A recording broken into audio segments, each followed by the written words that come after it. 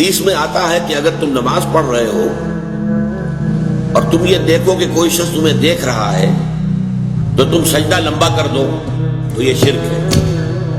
پہلے تمہارا سجدہ فرض کیجئے 10 سیکنڈ کا تھا، جب تم نے دیکھا کہ کوئی تمہیں دیکھ رہا ہے اب آپ نے 5 سیکنڈ کا اضافہ کر دیا، 15 سیکنڈ کا سجدہ کیا۔ یہ 5 سیکنڈ کس کو سجدہ کیا آپ نے؟ یہ اللہ کے لیے نہیں ہے، یہ اس شخص کو دکھانے کے لیے، یہ شرک خفی ہے۔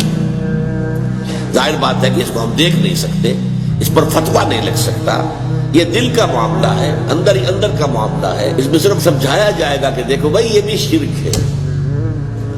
حضور نے فرمایا کہ شرک خفی کو پہچاننا اتنا مشکل ہے جتنا کہ کسی گھپ اندھیری رات کے اندر کسی سیاہ پتھر پر چلنے والی سیاہ چیونٹی کو دیکھنا مشکل ہے۔